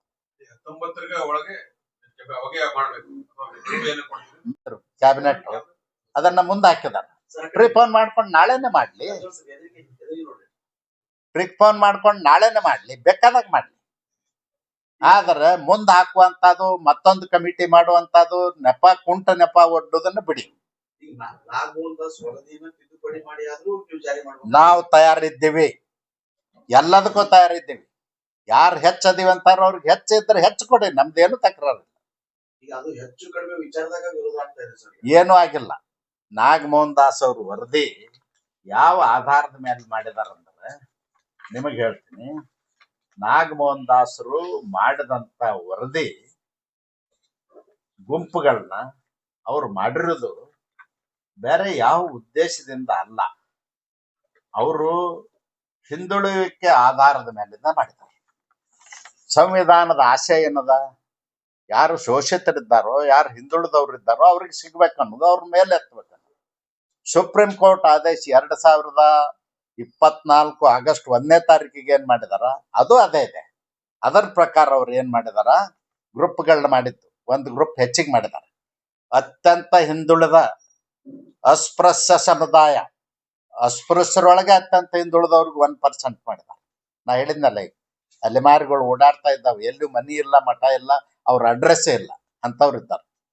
ಆಮೇಲೆ ಹೆಚ್ಚು ಹಿಂದುಳಿದಂತ ಮಾದಿಗ ಸಮುದಾಯ 6% ಮಾಡಿದ್ದಾರೆ. ಹಿಂದುಳಿದ ಹೊಲೆ ಸಮುದಾಯ 5% ಮಾಡಿದ್ದಾರೆ. ಬೋವಿ, ಕೊರಮ, ಕೊರ್ಚ ಕಡಿಮೆ ಹಿಂದುಳಿದಂತ ಜನಾಂಗ ಅವ್ರಿಗೆ 4% ಮಾಡಿದ್ದಾರೆ. ಅದರಲ್ಲೇನೆ ಜಾತಿ ಹೇಳದೆ, ನಾವು ಜಾತಿನೇ ಹೇಳುದಲ್ಲ ಅಂತ ಆಂಧ್ರದ ಮೂಲದಿಂದ ಬಂದವ್ರಿಗೆ ಆದಿ ಆಂಧ್ರ ಅಂತಾರ. ತಮಿಳ್ನಾಡಿನಿಂದ ಮತ್ತು ಆಂಧ್ರ ಪ್ರದೇಶದ ಅನಂತಪುರದಿಂದ ಆಗಿನ ಕಾಲದಾಗ ಪೌರ ಕಾರ್ಮಿಕರು ಕೆಲ್ಸಕ್ಕೆ ಬಂದು ಸೇರಿದವ್ರು ಇದ್ದಾರ. ಅವರೆಲ್ಲ ಆದಿ ದ್ರಾವಿಡತ್ ಬರೀತಾರ, ಆದಿ ಕರ್ನಾಟಕತ್ ಬರೀತಾರ. ಅವ್ರಿಗೆ ನೂರಾರು ವರ್ಷಗಳ ಹಿಂದೆ ಬಂದವ್ರು, ಅವ್ರ ಮೂಲ ಜಾತಿನೇ ಅವ್ರಿಗೆ ಗೊತ್ತಿಲ್ಲ. ಈ ಹುಡುಗರಿಗೆ, ಹೊಸ ಹುಡುಗರಿಗೆ ಅಂತ ಜನಾಂಗದವ್ರು ಇದ್ದಾರ. ಅದಕ್ಕಾಗಿ ಅವ್ರನ್ನ ಎಲ್ಲಿ ಹಾಕ್ಬೇಕು? ಎಸ್.ಸಿ ಪಟ್ಟಿಯಿಂದ ತೆಗೆದ್ರೆ ಅನ್ಯಾಯ ಆಗ್ತದೆ. ಅದಕ್ಕಾಗಿ 1% ಅಂತ ಹೇಳಿ ಅವ್ರಿಗೆ ಮಾಡಿದ್ದಾರೆ. ಇದು ಬಹಳ ವೈಜ್ಞಾನಿಕವಾಗಿ ನಾಗಮೋಹನ್ ದಾಸ್ ಅವ್ರು ಮಾಡಿದ್ದಾರೆ. ಇದನ್ನ ಅರ್ಥ ಮಾಡ್ಕೋಬೇಕು. ಅವ್ರು ಮಾಡಿದಂತ ವರದಿನ ನಾವು ಪೂರ್ಣ ಓದ್ಬೇಕು, ಅರ್ಥ ಮಾಡ್ಕೋಬೇಕು. ನಾವು ಎರಡನ್ನೂ ಮುಂದಿಟ್ಟುಕೋಬೇಕು. ಸಂವಿಧಾನನೂ ಮುಂದಿಟ್ಟುಕೋಬೇಕು. ಆಗಸ್ಟ್ 1, 2024 ಸುಪ್ರೀಂ ಕೋರ್ಟ್ ಆದೇಶನು ಮುಂದಿಟ್ಬೇಕು. ಇಟ್ಕೊಂಡಾಗ ನಿಮಗೆ ಅರ್ಥ ಆಗ್ತದೆ. ಅವ್ರು ನಾಗಮೋಹನ್ ದಾಸರು ನ್ಯಾಯಾಧೀಶರು ಬಹಳ ವೈಜ್ಞಾನಿಕವಾಗಿ ಸಾಮಾಜಿಕ ಕಳಕಳಿ ಕಾಳಜಿಯಿಂದೇ ಮಾಡಿದಾರೆ. ಇದರ ಮಧ್ಯದಾಗ ಸರ್ಕಾರ ಇದನ್ನ ಗೊಂದಲ ಹುಟ್ಟು ಹಾಕೋದ್ರ ಬದಲಾಗಿ ನೀವು ಅಧಿಕಾರ ಅದ, ಕ್ಯಾಬಿನೆಟ್ ಸುಪ್ರೀಂ ಅದ, ತಿದ್ದುಪಡಿ ಮಾಡಿ. ಹೆಚ್ಚಿದ್ರೆ ಹೆಚ್ಚು ಮಾಡಿ, ಕಡಿಮೆ ಇದ್ರೆ ಮಾಡಿ. ಇಲ್ಲಿ ಹಾಕ್ಯಾರ ಅಲ್ಲಿ ಹಾಕ್ಯಾರ ಅನ್ನೋದು ಪ್ರಶ್ನೆ ಅಲ್ಲ. ಅತ್ಯಂತ ಕಡಿಮೆ ಸಂವಿಧಾನ ಜಾರಿಗೆ ಬಂದಾಗಿನಿಂದ ಅತ್ಯಂತ ಕಡಿಮೆ ಫಲಾನುಭವಿಗಳಾಗಿರ್ತಕ್ಕಂಥವ್ರು, ಅತ್ಯಂತ ಹಿಂದುಳಿದವರು ಆ ಲೆಕ್ಕದ ಮೇಲೆ ಮಾಡಿದವರು. ಅದರಾಗ ಇವ್ರನ್ನ ಇಲ್ಲಿ ಸೇರಿಸಿರ್ಬೋದು, ಅವ್ರನ್ನ ಅಲ್ಲಿ ಸೇರಿಸಿರ್ಬೋದು. ನಮ್ಮೊಳಗೆ ಕೆಲವರು ಸ್ವಲ್ಪ ಅನುಕೂಲ ಆದವ್ರು ಇದ್ದಾರೆ, ಅವ್ರನ್ನ ಮತ್ತೊಂದು ಕಡೆ ಸೇರಿಸಿದ್ದಾರೆ. ಅದಲ್ಲ, ಜಾತಿ ಆಧಾರದ ಮೇಲೆ ಈ ಗ್ರೂಪ್ಗಳನ್ನ ಮಾಡಿಲ್ಲ. ಹಿಂದುಳುವಿಕೆ ಆಧಾರದ ಮೇಲಿಂದ category 1, 2, 3 most backward, more backward ಈ ರೀತಿ ಮಾಡಿದ. ಏನಂತ ತಾವೇ ಹೇಳ್ರಿ, ಆ ಟೈಮ್ ನಲ್ಲಿ 2012 ಸರ್ಕಾರ ಕಳ್ಕೊಳಕ್ ಯಾವ ಪಕ್ಷಕ್ಕೂ ಇರೋದು ಆಗುದಿಲ್ಲ, ಹಂಗಾಗಿ ಅನಿವಾರ್ಯವಾಗಿ ಮಾಡಕ್ ಆಗುದಿಲ್ಲ ಅಂತ ಹೇಳಿ ಅಂದ್ರೆ ಜಾರಿ ಮಾಡ್ಲಿಲ್ಲ. ಯಾಕಂದ್ರೆ ಸರ್ಕಾರಗಳು ಯಾರು ರೆಡಿ ಆಗುದಿಲ್ಲ ಸರ್ಕಾರ ಕಳ್ಕೊಳ್ಳೋದು. ಯಾವುದೇ ಒಂದು ರಾಜಕೀಯ ಪಕ್ಷ ಸರ್ಕಾರ ಕಳ್ಕೊಳ್ಳಿಕ್ ರೆಡಿ ಆಗೋದಿಲ್ಲ. ನಮ್ದು ಹೆದರಿಕೆ ಇರಬೇಕು, ನಾವೇ ಕಾಂಗ್ರೆಸ್ ಸರ್ಕಾರ ಕಳ್ಕೋಬೇಕು. ಸರ್ಕಾರ ಕಳ್ಕೊಳ್ಳೋದು ಪ್ರಶ್ನೆ ಇಲ್ಲ. ನಿಮ್ಮ ಪ್ರಣಾಳಿಕೆ ಒಳಗೆ ಹಾಕಿರಿ, 2023 ಹಾಕಿರಿ, 2018 ಹಾಕಿರಿ. ನಿಮ್ ಪ್ರಣಾಳಿಕೆ ಒಳಗದ ನುಡಿದಂತ ನಡೆಯುವ ಸರ್ಕಾರ ಅಲ್ಲ. ಇಲ್ಲ ನಾಲಿಗೆ ಕತ್ತರಿಸ್ಕೋಬೇಕಾಗ್ತದ. ನುಡಿದಂತ ನಡಿಲಿಲ್ಲ ಅಂದ್ರೆ ನುಡಿದಂತ ನಡೆದ ಸರ್ಕಾರ ಅಂದ್ರೆ ಏನು? ಪ್ರಣಾಳಿಕೆ ಅಂದ್ರೆ ಏನು? ನಿಮ್ಮ ಪ್ರಣಾಳಿಕೆ ಆಧಾರದ ಮೇಲೆ ಅಧಿಕಾರಕ್ಕೆ ಬಂದಿರಿ ಇಲ್ಲ ಏನದಕ್ಕ? ಬರೀ ಅಕ್ಕಿ ಕೊಟ್ಟು ನುಡಿದಂತ ನಡೆದ ಸರ್ಕಾರ ಅಂತ ಹೇಳುದ? ಭಿಕ್ಷಾ ಹಾಕ್ತೇನೆ ಕೈ ಒಡ್ರಿ ಅಂತ ಹೇಳಿ ನುಡಿದಂತ ನಡೆದ ಸರ್ಕಾರ ಅಂತ ಹೇಳುದ? ಏನು ಸರ್ಕಾರ ಅಂದ್ರ? ಪ್ರಣಾಳಿಕೆ ಅನುಷ್ಠಾನಕ್ಕೆ ತರುವುದೇ ಸರ್ಕಾರದ ನೀತಿ. ಅದರ ಆಧಾರದ ಮೇಲೆ ಅಧಿಕಾರಕ್ಕೆ ಬಂದಿರ್ತೀರಿ. ಸರ್ಕಾರ ಕೇಳಿ, ಅವತ್ತಿನ ಪರಿಸ್ಥಿತಿ ನೀವು ಕ್ವಶನ್ ಮಾಡಿದ್ರಿ, ಸರಿ ಅದ ನಿಮ್ಮ ಕ್ವಶನ್. ನಮ್ದು 110 ಮಂದಿ ಇದ್ದೀವಿ, 4 ಮಂದಿ ಇಂಡಿಪೆಂಡೆಂಟ್ ಕರ್ಕೊಂಡು ಸರ್ಕಾರ ಮಾಡಿದ್ವಿ. ಅವ್ರು 4 ಮಂದಿ ರಾಜೀನಾಮೆ ಕೊಟ್ರ ಕ್ಯಾಬಿನೆಟ್ಗೆ ಹೋಗ್ಲಕ್ ಹಾಕಿದ್ದಿಲ್ಲ ನಮಗ. ಇದನ್ನು ಎಕ್ಸೆಪ್ಟ್ ಮಾಡೋದಲ್ಲ, ಕ್ಯಾಬಿನೆಟ್ಗೆ ಹೋಗೋದು ಹಾಕಿದ್ದಿಲ್ಲ.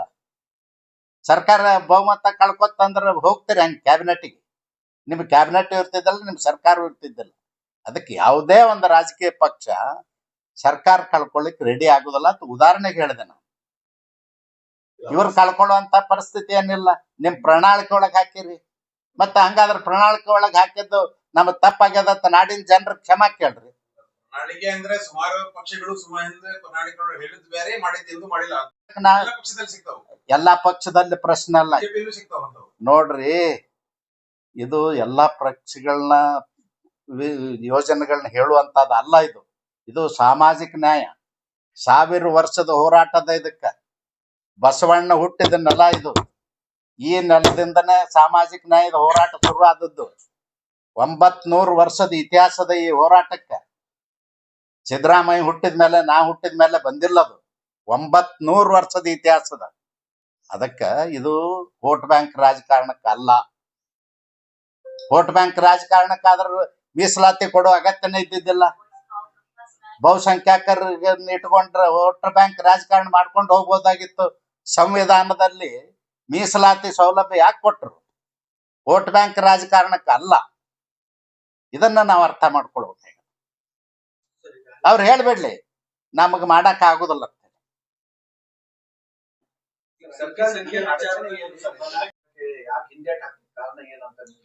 ದಲಿತರು ಉದ್ಧಾರ ಆಗ್ಬಾರ್ದು. ದಲಿತರು ಕಚ್ಚಾಡ್ಕೊಂಡಿರ್ಬೇಕು. ದಲಿತರು ವೋಟ್ ಬ್ಯಾಂಕ್ ಆಗ್ಬೇಕು. ಅದಕ್ಕಾಗಿ ಸಿದ್ದರಾಮಯ್ಯನವ್ರ ಸರ್ಕಾರ ಮಾಡ್ಲಿಕ್ಕೆ ತಯಾರಿಲ್ಲ. ತಾಂತ್ರಿಕ ಅಡಚಣೆ ಏನೂ ಇಲ್ಲ. ನಾನ್ ಕೇಳ್ತೇನೆ, ತಾಂತ್ರಿಕ ಅಡಚಣೆ ಅಂದ್ರ ನೀವೇ ಮಾಡಿದಂತ ಹಾವನೂರ್ ವರದಿ, ಅದರೊಳಗೂ ಜಾತಿಗಳದಾವ. ನೀವೇ ಮಾಡಿದಂತ ಸದಾಶಿವ ವರದಿ, ಅದರಲ್ಲೂ ಜಾತಿಗಳದಾವ. ನೀವೇ ಮಾಡಿದಂತ ಕೆಂಪರಾಜ್ ಕಾಂತರಾಜ್ ವರದಿ, ಅದರಲ್ಲೂ ಜಾತಿಗಳದಾವ. ನೀವೇ ಮಾಡಿದಂತ ನಾಗಮೋಹನ್ ದಾಸ್ ಅವ್ರ ವರದಿ, 4 ವರದಿಗಳು ನೀವೇ ಅದಾವ. ಹಂಗಾದ್ರೆ ಸಂವಿಧಾನ ಮೇಲೆ ನಿಮಗೆ ನಂಬಿಕೆ ಇಲ್ಲ ಅಂತ ಹೇಳ್ಬಿಡಿ. ಸಂವಿಧಾನ ಮೇಲೆ ನಂಬಿಕೆ ಇಲ್ಲ ಅಂತ ಹೇಳ್ಬಿಡಿ. ಸಂವಿಧಾನದ ಆಸೆ ಏನು? ವೋಟ್ ಬ್ಯಾಂಕ್ಗಾಗಿ ಮೀಸಲಾತಿ ಕೊಟ್ಟಿದಾರ? ಇಲ್ಲ. ಈ ದೇಶದಲ್ಲಿ ಮನುಷ್ಯರಿಂದ ಮನುಷ್ಯರ ಶೋಷಣೆ ತಪ್ಪಬೇಕು. ಈ ದೇಶದಲ್ಲಿ ಅಸ್ಪೃಶ್ಯರು, ಹಿಂದುಳಿದವರು ಗೌರವದಿಂದ ಬದುಕಬೇಕು, ಮುಖ್ಯವಾಹಿನಿಗೆ ಬರ್ಬೇಕು. ಅದಕ್ಕಾಗಿ ಮೀಸಲಾತಿ, ಅದಕ್ಕಾಗಿ ಶಿಕ್ಷಣ, ಅದಕ್ಕಾಗಿ ಉದ್ಯೋಗ.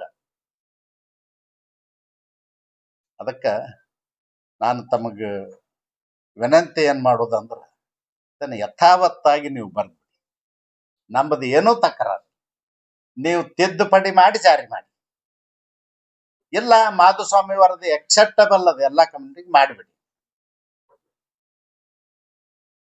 ತಿದ್ದುಪಡಿ ಅಂದ್ರೆ ಏನ್ ಸರ್? ತಿದ್ದುಪಡಿ ಅಂದ್ರೆ ಯಾರು ಹೆಚ್ಚು ಕಡಿಮೆ ಅಂತ ಅವ್ರಿಗೆ ಅನಿಸಿದ್ರೆ ಅದನ್ನ ಹೆಚ್ಚು ಕಡಿಮೆ ಮಾಡಿ ಮಾಡಿ ಮಾಡಿ. ನಮ್ದು ಏನು ನಾಗಮೋಹನ್ ದಾಸ್ ವರದಿಯಲ್ಲಿರೋ ಅಂಕಿಅಂಶಗಳಲ್ಲಿ ಏನಾದ್ರು ಹೆಚ್ಚು ಕಡಿಮೆ ಇದ್ರೆ ಅಂತಾರೆ.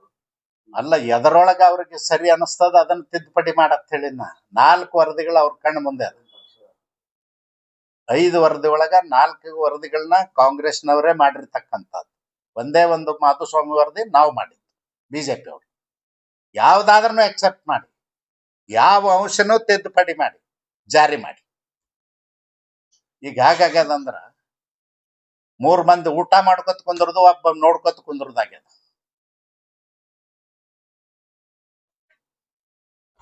ತಾಟಿನ ತುಂಬಾ ಅನ್ನ ಹಾಕೊಂಡು 3 ಮಂದಿ ಉಣೋದು, ಒಬ್ಬ ನೋಡ್ಕೊತ ಕೂಡೋದಾಗ್ಯದ. ನಂಬರ್ ಅಷ್ಟು ಸರಳ ಅದ ಸರ್. ಒಂದ್ 0.5% ಕಡಿಮೆ ಮಾಡ್ತೀವಿ, ಆ ಸಂಬಂಧಪಟ್ಟವ್ರು ಅವ್ರು ಸುಳ್ಳು ಕೊಡ್ತಾರೆ. ನೋಡಿ, ಕಡಿಮೆ ಯಾಕೆ ಮಾಡ್ತೀರಿ? ಅದಾವಲ್ಲ ವರದಿನೇ ಅದಾವ. ವರದಿ ಆಧಾರದ ಮೇಲೆ ಮಾಡಿ. 4 ವರದಿನೂ ಸುಳ್ಳ ನಿಮ್ಮ? ನಾವು ಮಾಡಿದ್ ಸುಳ್ಳತ್ ಬಿಡಿ. ನೀವು ಮಾಡಿದ್ ಸುಳ್ಳು ಇದ್ರ ಯಾವ್ದು ಸುಳ್ಳು ಹೇಳಿ? ಅದರ ಜೊತೆಯಲ್ಲಿ ಈ ದೇಶದಲ್ಲಿ 2011 ಜನಗಣತಿ ಆಧಾರದ ಮೇಲೆ, ಸೆನ್ಸಸ್ ಆಧಾರದ ಮೇಲೆ ಆಡಳಿತ ನಡೀತಾ ಇದೆ. ಅದನ್ನ ನೋಡಿ ಮಾಡಿ. ನೀವು ಸರ್ಕಾರಕ್ಕೆ ಏನಾದ್ರು ಗಡುವು ಕೊಡಕ್ಕೆ ಬಯಸ್ತೀರಾ? ಗಡುವಿಲ್ಲ. ಇನ್ನ ಮೇಲೆ 19ನೇ ತಾರೀಕು ಮುಗಿದ ಮೇಲೆ ನಾವು ಹೇಳಿದ್ವಲ್ಲ, ಬೀದಿಗಿಳಿದು ಹೋರಾಟ ಮಾಡ್ತೀವಿ. ಮಾಡು ಇಲ್ಲವೇ ಮಡಿ, ಖಾಲಿ ಅಂತೂ ಬಿಡುದಿಲ್ಲ ಈ ಸಾರಿ. ಇದು ಎಚ್ಚರಿಕೆ ಕಂಠಿ ಸರ್ಕಾರ. ಉದಾಹರಣೆ ಕೊಟ್ರಿ, ಈಗ ಆಂಧ್ರ ಪ್ರದೇಶದಲ್ಲಿ ಆಗಿತ್ತು. ಬಿಜೆಪಿ ಶಾಸಿತ ರಾಜ್ಯಗಳು ಇಲ್ಲ. ಬಿಜೆಪಿ ಶಾಸಿತ ರಾಜ್ಯಗಳಲ್ಲಿ ಎಷ್ಟು ರಾಜ್ಯಗಳಲ್ಲಿ ಆಲ್ರೆಡಿ ಹರಿಯಾಣ ಬಿಜೆಪಿ ಸರ್ಕಾರ, ಆಂಧ್ರ ಪ್ರದೇಶದಲ್ಲಿ ಬಿಜೆಪಿ NDA ಸರ್ಕಾರ ಇದೆ. ಬಿಜೆಪಿ ಸರ್ಕಾರನೇ ಅದ. ಚಂದ್ರಬಾಬು ನಾಯ್ಡು ಇದ್ದಾರೆ, NDA ಪಾರ್ಟ್ನರ್ ಆಯ್ತಾ. ಆಮೇಲೆ ಪಂಜಾಬದಲ್ಲಿ ಆಮ್ ಆದ್ಮಿ ಪಾರ್ಟಿ ಅದ, ಕಾಂಗ್ರೆಸ್ ಅಲ್ಲಲ್ಲ, ಕಾಂಗ್ರೆಸ್ ಹರಿಯಾಣ. ಇದನ್ನ ಸ್ವಾಗತ ಮಾಡಿದವರು ಆಗಸ್ಟ್ 1, 2024 ಸುಪ್ರೀಂ ಕೋರ್ಟ್ ಆದೇಶ ಬಂದಾಗ ಸ್ವಾಗತ ಮಾಡಿದವರು ಮೊಟ್ಟ ಮೊದಲಿಗೆ ತೆಲಂಗಾಣ ಚೀಫ್ ಮಿನಿಸ್ಟರ್ ರೇವಂತ್ ರೆಡ್ಡಿ ಅವರು. 48 ಗಂಟೆ ಒಳಗೆ ನಾನು ಮಾಡ್ತೇನೆ ಅಂದ್ರೆ ಕಾಂಗ್ರೆಸ್ನವ್ರು ಬ್ರೇಕ್ ಹಾಕಿದ್ರು ಅವ್ರು ವರ್ಷಗಟ್ಲೆ. ಅರ್ಥ ಆಯ್ತಾ? ಮಾಡಬಾರ್ದು. ನೀವು ನಮ್ಮ ಗೆಳೆಯನ ಮಗ ಅದಿರಿ, ಅದಕ್ಕೆ ಹೆಚ್ಚಿಗೆ ಹೇಳುದಲ್ಲ ನಿಮಗ. ಒಂದು ನಾನು ಹೇಳ್ತೇನೆ, ಈ ದೇಶದಲ್ಲಿ ಯಾರು ಕೆಳಗೆ ಬಿದ್ದಾರ ಅವ್ರನ್ನ ಎತ್ತಿದಾಗ ದೇಶದ ಬಲಿಷ್ಠ ಆಗ್ತದೆ. ಯಾರು ಕೆಳಗೆ ಬಿದ್ದಾರ ಅವ್ರನ್ನ ಎತ್ತಿದಾಗ ದೇಶದಲ್ಲಿ ಸಮಾನತೆ ಬರ್ತದೆ. ಯಾರು ಕೆಳಗೆ ಬಿದ್ದಾರ ಅವ್ರನ್ನ ಎತ್ತಿದಾಗ ಸಾಮಾಜಿಕ ನ್ಯಾಯ ಆಗ್ತದೆ. ಇದು ಸಾಮಾಜಿಕ ನ್ಯಾಯ, ಮೀಸಲಾತಿ. ಹಾಗಾದ್ರೆ ಸ್ವಾತಂತ್ರ್ಯ ಬಂದ ಮೇಲೆ ಹೇಗಿದ್ರು ಸ್ವಾತಂತ್ರ್ಯ ಬಂದಿತ್ತು, ಮೀಸಲಾತಿ ಕೊಡದನ್ನ ಆಡಳಿತ ಮಾಡ್ಬೋದಾಗಿತ್ತಲ್ಲ. ಈಗ ಮೀಸಲಾತಿ 15% ಕೊಟ್ಟಿದ್ರು ಸ್ವಾತಂತ್ರ್ಯ ಬಂದ ಮೇಲೆ. ಅವ್ರು ಇಲ್ಲ ಅಂದ್ರೂ ನಡೀತಿತ್ತಲ್ಲ. 15% ನೀವು ಕೊಡದಿದ್ರು ದೇಶ ನಡೀತಿತ್ತು. ಯಾಕೆ ಕೊಟ್ರು ನಮ್ಮ ಪೂರ್ವಜರು? ಯಾಕೆ ಕೊಟ್ರು ನಮ್ಮ ಸಂವಿಧಾನ ಕರ್ತರು?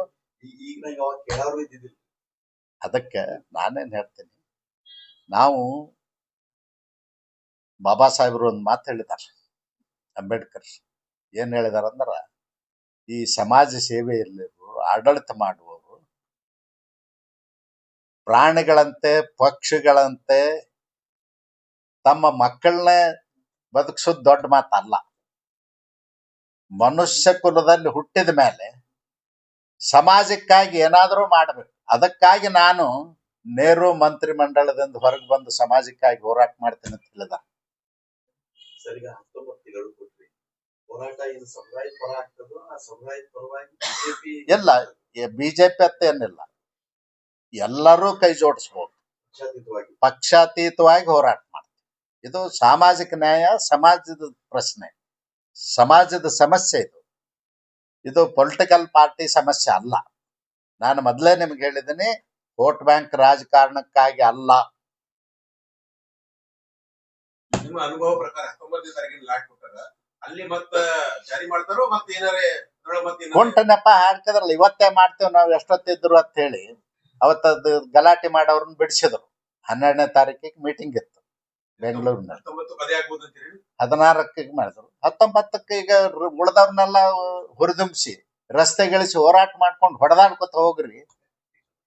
ನಾವು ನೋಡ್ಕೊತ ನಕ್ಕೋತ ಬೆಣ್ಣಿ ತಿನ್ಕೋತ ವಿಧಾನಸೌಧದಾಗ ಇರ್ತೀವಂತಾರ ಇಷ್ಟೇ. ನಾವು ಏನ್ ಹೇಳಕತ್ತೀವಿ, ನಾವು ಒಪ್ಪೆ ಮಾಡಿದ್ವಲ್ಲ ಮಾಧುಸ್ವಾಮಿ ವರದಿ, ಈಗ ನಾಗಮೋಹನ್ ದಾಸ್ ನಾವು ಎಲ್ಲಾ ವರದಿನೂ ಒಪ್ತೀವಿ. ಮೀಸಲಾತಿ ಜಾರಿ ಮಾಡಿ, ಒಳ ಮೀಸಲಾತಿ ಜಾರಿ ಮಾಡಿ.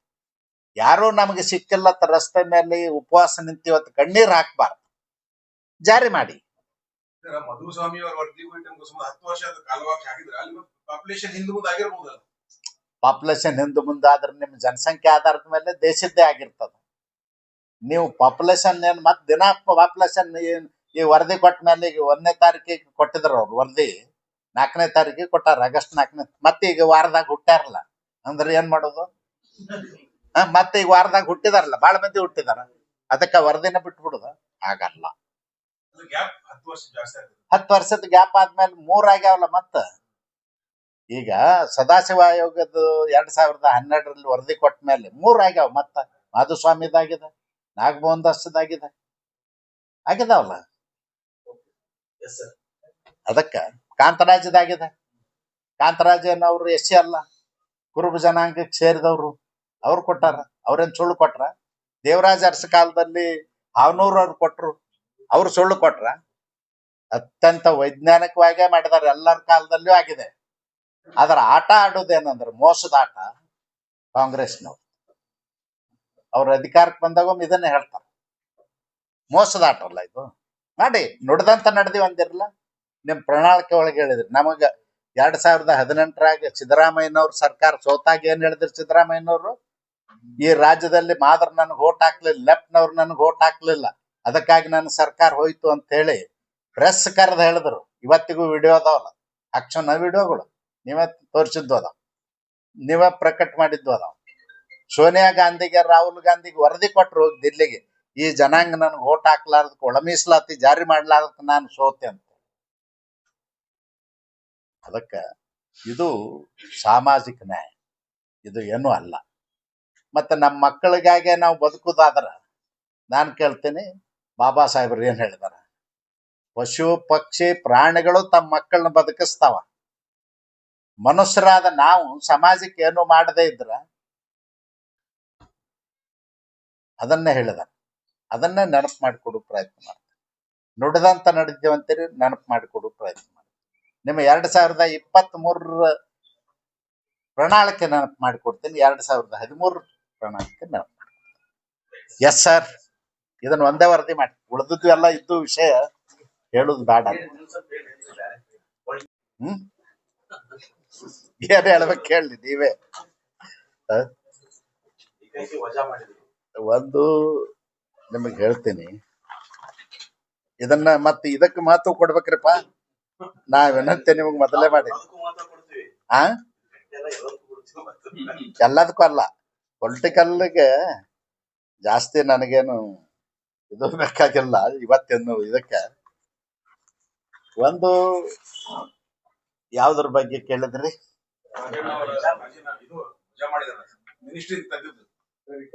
ನಾನು ಮಲ್ಲಿಕಾರ್ಜುನ ಖರ್ಗೆ ಅವರು, ಅಖಿಲ ಭಾರತ ಕಾಂಗ್ರೆಸ್ ಅಧ್ಯಕ್ಷ, ನಮ್ಮ ಸಮಾಜದ ಹಿರಿಯ ನಾಯಕ.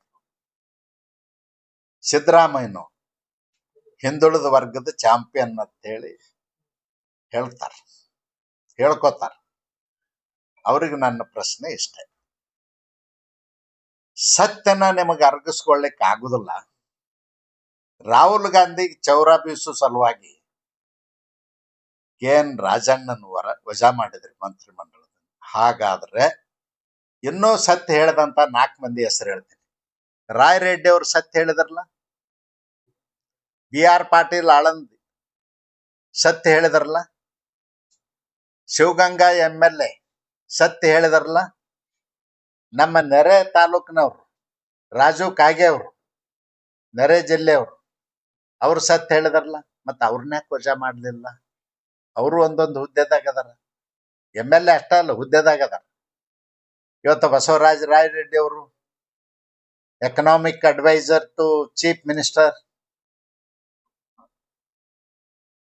ರಾಜಕೀಯ ಅಡ್ವೈಸರ್, KSRTC ಚೇರ್ಮನ್, ಹಿಂಗೆಲ್ಲ ಬೇರೆ ಬೇರೆ ಹುದ್ದೆಗಳಲ್ಲಿದಾರ. ಅವ್ರನ್ನ ಯಾಕೆ ವಜಾ ಮಾಡ್ಲಿಲ್ಲ?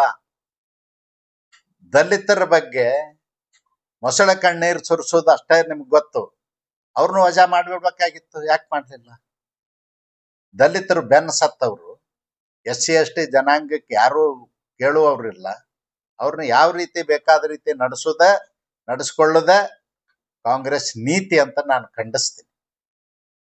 ಮಾಡ್ಬೇಕಾಗಿತ್ತು, ಯಾಕೆ ಮಾಡ್ಲಿಲ್ಲ? ನಿಮ್ಮ ಕಣ್ಣು ಮುಂದೆ ಇವ್ರಕ್ಕಿಂತ ಮೊದಲೇ ಹೇಳಿದಾರಲ್ಲ ಅವ್ರು. ರಾಯ್ ರೆಡ್ಡಿ ಅವ್ರು ಹೇಳಲಿಲ್ಲ, BR ಪಾಟೀಲ್ ಹೇಳಲಿಲ್ಲ. BR ಪಾಟೀಲ್ ಅಂತೂ ಬಹಳ ದೊಡ್ಡ ಅಲಿಗೇಷನ್ ಮಾಡಿದ್ರು. ಬಡವರಿಗೆ ಮನೆ ಕೊಡ್ಬೇಕಾದ್ರೆ housing ಸ್ಕೀಮ್ನಲ್ಲಿ, Ambedkar housing scheme, Pradhan Mantri Awas ಯೋಜನೆ ಒಳಗೆ ಹೌಸಿಂಗ್ ಸ್ಕೀಮ್ನಲ್ಲಿ ಮನೆ ಕೊಡ್ಬೇಕಾದ್ರೆ ದುಡ್ಡು ತಗೊಂಡು ಕೊಡ್ತಾರ ಅಂತ ಹೇಳಿದ್ರು. 20-25 ಸಾವಿರ ದುಡ್ಡು ತಗೋತಾರ ಅಂತ ಹೇಳಿದ್ರು. ಯಾಕೆ ವಜಾ ಮಾಡ್ಲಿಲ್ಲ ಅವ್ರನ್ನ? ಹೌಸಿಂಗ್ ಮಿನಿಸ್ಟರ್ ವಜಾ ಮಾಡ್ಬೇಕಾಗಿತ್ತಲ್ಲ, ಅಥವಾ ಅವರು ಸತ್ಯ ಹೇಳಿದವ್ರನ್ನ ವಜಾ ಮಾಡ್ಬೇಕಾಗಿತ್ತಲ್ಲ, ಯಾಕೆ ಮಾಡ್ಲಿಲ್ಲ? ಅದಕ್ಕ ದಲಿತರಿಗೂ ಒಂದು ನೀತಿ ಅದ ಕಾಂಗ್ರೆಸ್ ಇದ್ದು, ಮುಂದುವರೆದವ್ರಿಗೂ ಒಂದು ನೀತಿ. ಮುಂದುವರೆದವ್ರಿಗ ಏನ್ ಮಾತಾಡಿದ್ರು ಏನ್ ಮಾಡಿದ್ರು ತುಟಿ ಪಿಟಕ್ ಅನ್ನೋದು. ದಲಿತರು ಒಂದು ಶಬ್ದ ಹೆಚ್ಚಿಗೆ ಮಾತಾಡಿದ್ರು, ಅವ್ರೇನು ತಪ್ಪು ಮಾತಾಡಿದ್ರು. ಅವ್ರೇನ್ ಹೇಳಿದ್ರು? ಮತದಾರರ ಪಟ್ಟಿ ಮಾಡಿದಾಗ ನಮ್ಮದೇ ಸರ್ಕಾರ ಇತ್ತು. ಮತದಾರ ಪಟ್ಟಿಯನ್ನ ಚುನಾವಣೆ ಆಯೋಗದವ್ರು ಮೊದಲೇ ಡ್ರಾಫ್ಟ್ ಸಾರ್ವಜನಿಕರ ಆಕ್ಷೇಪಣೆಗೆ ಬಿಡುಗಡೆ ಮಾಡಿದ್ರು. ಯಾಕೆ ಹೇಳಲಿಲ್ಲ? ಮತ್ತೆ ಮಾಡಿದಾಗ ನಮ್ಮದೇ ಅಧಿಕಾರ, ನಮ್ಮದೇ ಸರ್ಕಾರ, ನಮ್ಮದೇ ಅಧಿಕಾರಿಗಳು, ನಮ್ದೇನು ಜವಾಬ್ದಾರಿ ಇಲ್ಲೇನು? ಅದಕ್ಕೆ ನಾವು ಜವಾಬ್ದಾರಿ ಇದ್ದೀವಿ ಅಂತ ಹೇಳಿದ್ರು. ಸತ್ಯ ಮಾತಾಡಿದಾರೆ, ಅದರಲ್ಲಿ ಏನೂ ಅಸತ್ಯ ಮಾತಾಡಿಲ್ಲ. ಅವ್ರನ್ನ ವಜಾ ಮಾಡಿಬಿಟ್ರು. ಅಂದ್ರೆ ದಲಿತರನ್ನ ಒಡೆದಾಳೋದು, ಒಂದು ಕಡೆ ಭಯದ ವಾತಾವರಣದಾಗಿಟ್ಟು ಅಧಿಕಾರ ಚಲಾಯಿಸ್ಕೊತ ಬಂದದ್ದು 60 ವರ್ಷ ಮಾಡಿದಾರ. ಅದೇ ಮುಂದುವರ್ಸ್ಬೇಕಂತ. ಮೊನ್ನೆ ಕೇಂದ್ರ ಜಲಸಂಪನ್ಮೂಲ ಸಚಿವ ಭೇಟಿ ಆಲಮಟ್ಟಿ ಡ್ಯಾಮ್ ವಿಚಾರ ಮಾಡಿ. ಯಾವ್ದು? ಆಲಮಟ್ಟಿ ಡ್ಯಾಮ್ ವಿಚಾರ ಹಾ. ಸಾಕಷ್ಟು ನೋಟಿಫಿಕೇಶನ್ ಮಾಡೋರು ಒಂದ್ ಕಡೆ ಸಮಸ್ಯೆ ಆಗ್ತದೆ. ಸುಪ್ರೀಂ ಕೋರ್ಟ್ ವ್ಯಾಜ್ಯನು ರಾಜ್ಯ ಸರ್ಕಾರ ಸರಿಯಾಗಿ ನಡೆಸ್ತಾ ಇಲ್ಲ. ಇಲ್ಲೊಂದ್ ಕಡೆ ಬಿಜಾಪುರ, ಬಾಗಲಕೋಟೆ ಜಿಲ್ಲೆಗೆ ಅನ್ಯಾಯ ಆಗ್ತದೆ. ಅನ್ಯಾಯ ಅಂತೂ ಇನ್ನಿಂದ ಆಗಿಲ್ಲ. 1964ರಿಂದ ನಮಗೆ ಅನ್ಯಾಯ ಹಾಕೋತಾನೆ ಬಂದದ. ಅದಕ್ಕೊಂದು ಪ್ರತ್ಯೇಕ ಇನ್ನೊಂದ್ ದಿನ ಮಾಡ್ತೀನಿ, ಬೇಕಾದ್ರೆ ನಾಳೆನೆ ಬೇಕಾದ್ರೆ ಮಾಡ್ತೀನಿ, ತೊಂದ್ರಿಲ್ಲ. ಅದು ಭಾಳ ಡೀಟೇಲ್ ಆಗಿ ಮಾಡ್ಬೇಕಾಗ್ತದೆ, ಒಂದು ಪೇಜ್ ಬರಿಬೇಕಾಗ್ತದೆ, ಡೀಟೇಲ್ ಹೇಳ್ತೀನಿ. ಅದಕ್ಕೆ ಪ್ರತ್ಯೇಕ ಮಾಡ್ತೀನಿ. Thank you sir. ಅಂದ್ರೆ ಈ ಒಳ ಮೀಸಲಾತಿ ಮತ್ತು ಕಡಿಮೆ ಆಗ್ಬಾರ್ದು.